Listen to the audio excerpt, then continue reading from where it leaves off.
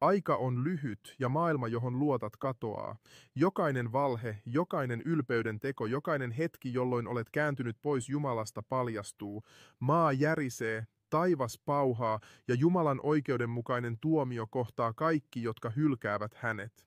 Ei ole paikkaa, johon piiloutua hänen silmiltään. Hän näkee jokaisen sydämen, jokaisen ajatuksen, jokaisen salaisen synnin.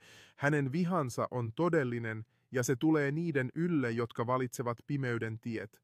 Älä anna mukavuuden tai viivyttelyn huijata itseäsi, koitoksen hetki lähestyy. Silti Jumalan armo elää tänään. Jeesus Kristus kantoi syntisten rangaistuksen, jotta sinut voisi pelastaa. Hän tarjoaa anteeksiantoa, palautusta ja elämää, johon kuolema ei voi kajota. Pelastuksen ovi on avoinna, mutta se ei pysy ikuisesti auki. Käänny pois synnistä, kadu ja luovuta elämäsi hänelle. Ylpeys, ahneus, himo ja epäusko eivät kestä hänen läsnäoloaan. Pane ne alas ennen kuin on liian myöhäistä.